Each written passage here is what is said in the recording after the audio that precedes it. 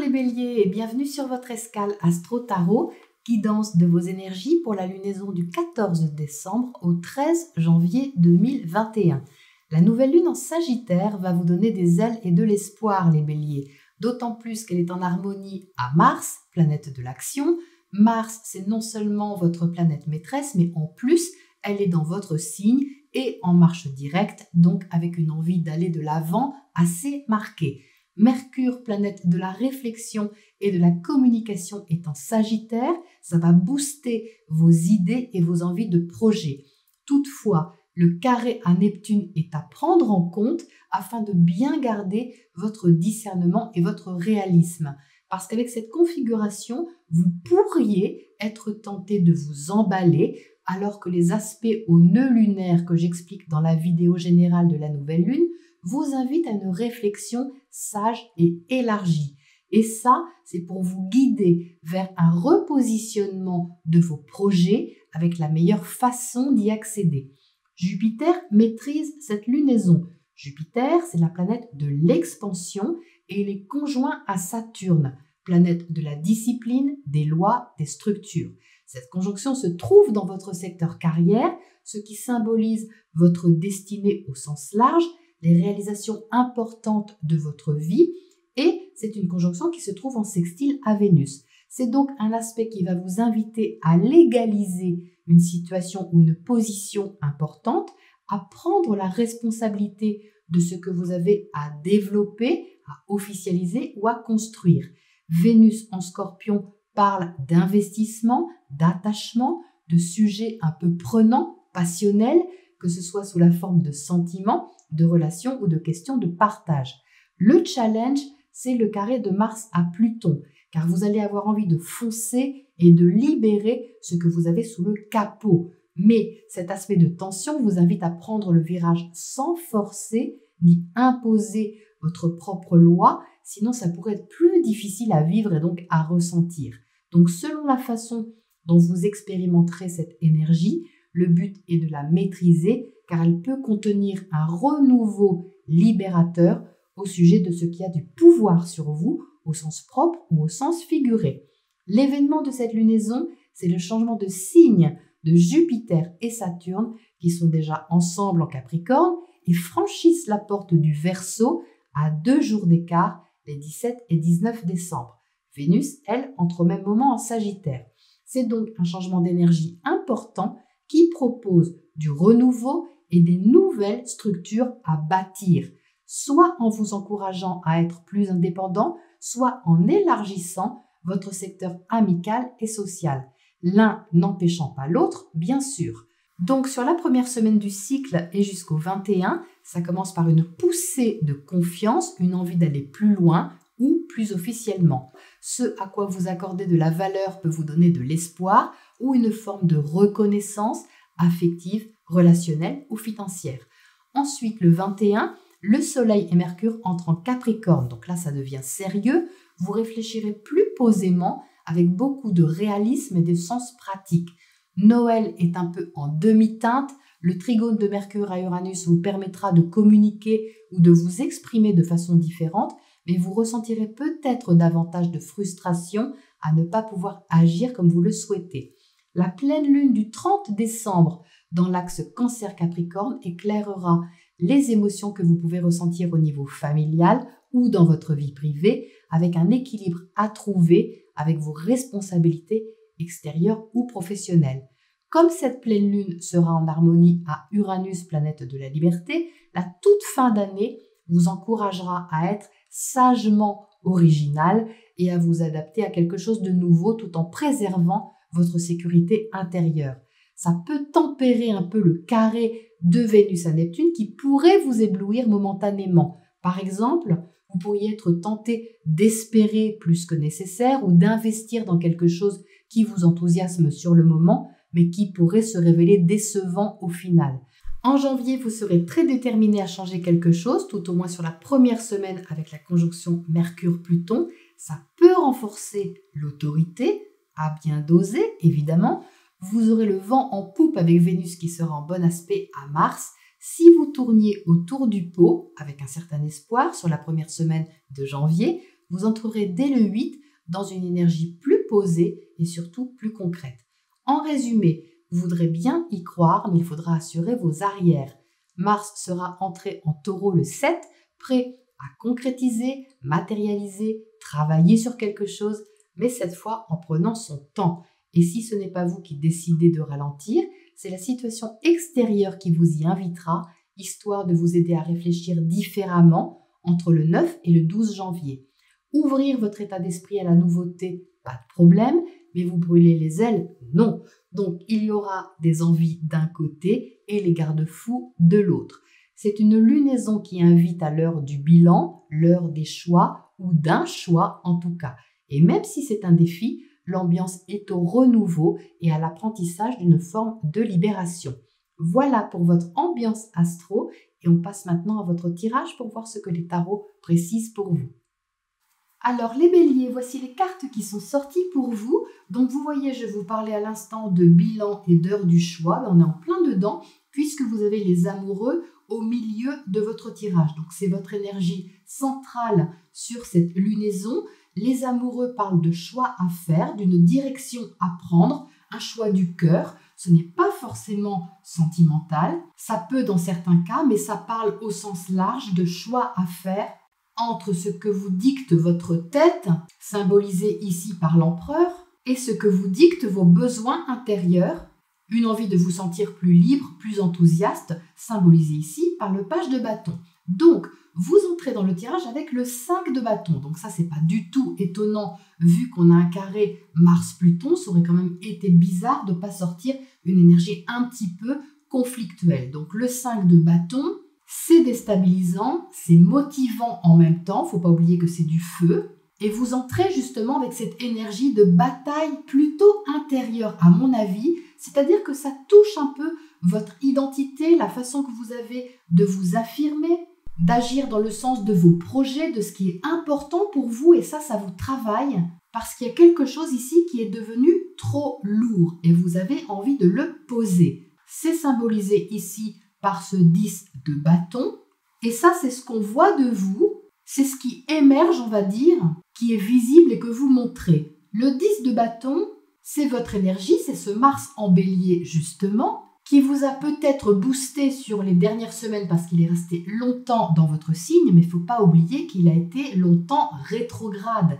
Donc votre énergie a été freinée, peut-être que vous avez dû fournir plus d'efforts que nécessaire pour vous affirmer, pour vous positionner. Ça vous a peut-être fatigué davantage, vous avez pu même avoir l'impression de mouliner un peu dans le vide, ou que les résultats n'étaient pas à la hauteur de ce que vous pouviez fournir comme effort. Et ça, vous avez envie d'arrêter. Le 10 de bâton, c'est une fin de cycle.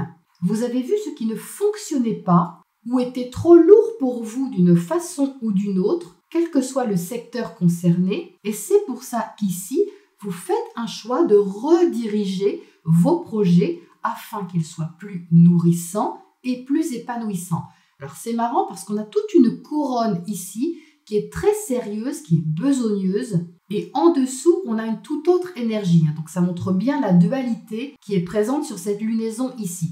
Vous êtes là avec l'empereur. L'empereur, c'est vous les béliers. C'est une carte qui symbolise votre esprit d'entreprise, votre sens des responsabilités, votre capacité à mener les choses aussi. L'empereur, c'est un bâtisseur. Donc on parle ici de votre secteur carrière. Au sens large, si vous ne travaillez pas ou si vous ne travaillez plus, ça parle de vos responsabilités à l'extérieur, votre façon de vous épanouir, de vous affirmer dans la sphère sociale, ou l'autorité que vous avez tout simplement dans votre vie, l'art de mener votre barque et de maîtriser les choses et la situation. Donc on a ici en haut quelque chose de très sérieux entre l'empereur ici et le roi de Pentacle à côté. Alors là, vous avez envie de stabiliser les choses, de les sécuriser et d'avoir une position qui est rassurante, tout simplement rassurante pour vous. Le roi de Pentacle maîtrise aussi, comme l'empereur, le domaine financier, professionnel. C'est le roi, donc ici vous avez deux figures d'autorité très puissantes qui veulent asseoir une position, une situation et ne pas se brûler les ailes, comme je le disais en intro. Donc peut-être qu'à côté de ce 5 de bâton, vous avez défendu aussi un peu vos acquis, c'est possible.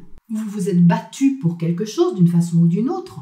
Mais là, il y a un bilan à faire, une page à tourner pour que les efforts que vous fournissez soient plus constructifs. Ça parle de ça avec le roi de Pentacle d'une part et avec le 3 de Pentacle qui est ici dans votre secteur relationnel.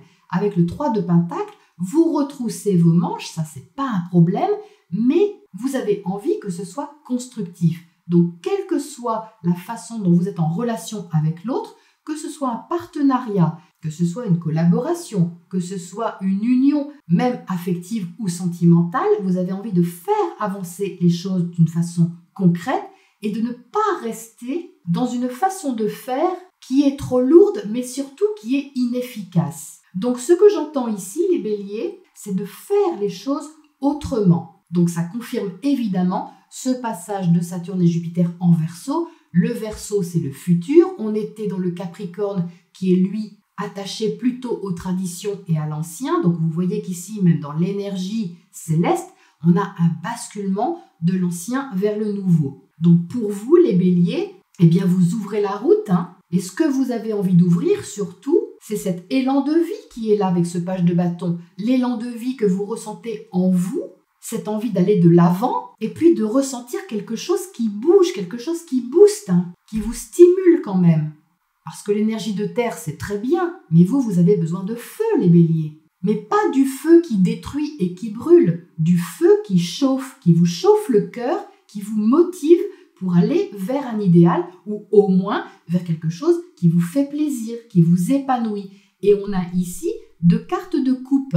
Les cartes de coupe sont liées aux émotions, aux sentiments, à ce qui touche votre cœur. Alors, on a d'un côté le chevalier de coupe. Le chevalier de coupe, c'est une énergie en mouvement. Le chevalier apporte quelque chose. Vous voyez ici, il y a tout un potentiel dans la coupe, un potentiel d'amour, d'affection, de plaisir, de créativité, peu importe la façon dont c'est proposé, mais ça vous réveille. C'est quelque chose qui vous stimule, qui vous motive, puisque vous voyez que le page de bâton est juste à côté. C'est comme si tout d'un coup, au creux de vous, dans votre sphère privée, vous aviez une énergie qui arrivait, qui vous dit « Allez, on joue, on y va, on fonce !» Il y a du plaisir ici, il y a des sentiments, c'est chouette, on y va. Alors oui, on y va, bien sûr. Mais comme je le disais en intro, attention aussi à ne pas trop vous emballer. Parce que, évidemment, avec le 10 de coupe à côté, vous visez l'idéal, mais vous visez l'idéal tout de suite. Vous voyez, c'est immédiat. C'est pour ça que vous êtes invité à prendre le temps et que vous allez avoir des garde-fous.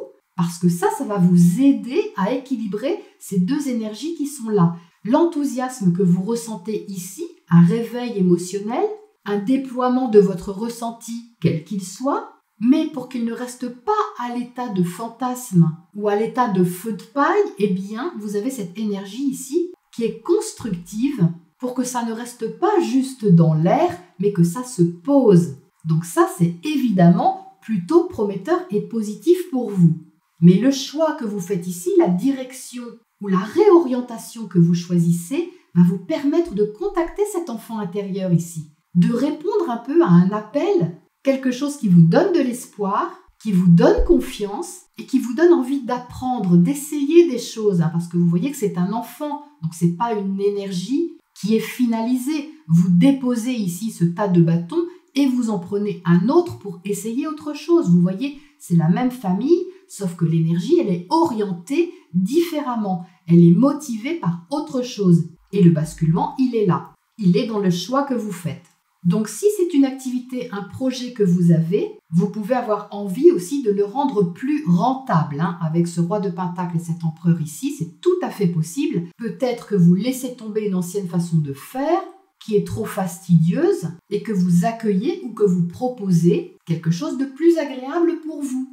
Alors avec cette Vénus qui entre en Sagittaire, ça c'est excellent pour vous les béliers, parce qu'elle va se trouver en harmonie avec vous. Comme je vous le disais à l'instant, c'est la planète des sentiments, mais c'est aussi la planète des valeurs, c'est la planète de l'argent Vénus. Donc vous voyez qu'ici, avec ce roi de Pentacle, vous pouvez avoir une sorte d'officialisation de quelque chose, de récompense d'un travail fourni ou d'un service rendu, quelque chose dans ce style-là. Donc si ce ne sont pas des espèces sonnantes et trébuchantes, ça peut être une valorisation de ce que vous développez concrètement. la valorisation d'un partenariat, d'une alliance, c'est possible aussi. Mais on a quelque chose qui se pose ici avec l'empereur et qui est appelé à se poser tranquillement. L'empereur et le roi de Pentacle ne sont pas des guerriers, ce sont des bâtisseurs. Donc c'est bien une énergie qui va vous aider à moins batailler justement et à incarner votre sens des responsabilités d'une manière très affirmée qui vous appartient et dans laquelle vous êtes à l'aise. Alors, qu'est-ce qu'on a à côté de ce 5 de bâton là-haut? Pour commencer, on a le 9 de pentacle, liberté, liberté chérie. Donc là, ce qui vous posait question et conflit intérieur, eh bien, c'est lié à votre indépendance. C'était peut-être de ne pas vous sentir assez libre dans votre activité, dans votre façon d'être au niveau de vos projets, peu importe. Donc c'est ça qui oriente aussi votre choix ici, je pense. Alors, qu'est-ce qu'on a à côté de ce chevalier de coupe ici en bas?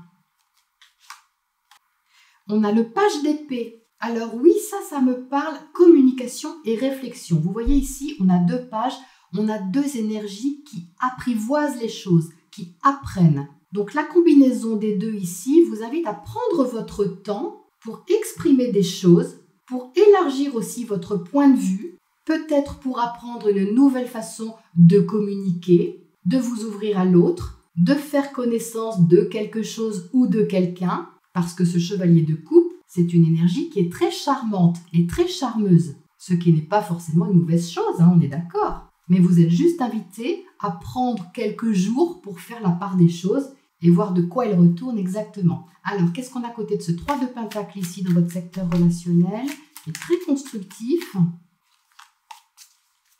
On a le 2 de pentacle, donc ça c'est une adaptation à faire, donc peut-être au niveau de votre quotidien, ou tout ce qui concerne la mise en place de quelque chose, la mise en place de votre projet, de votre structure sociale, relationnelle ou financière. Vous voyez que ce personnage ici, je ne sais pas si vous allez voir, mais sous chaque bras, il a un pentacle.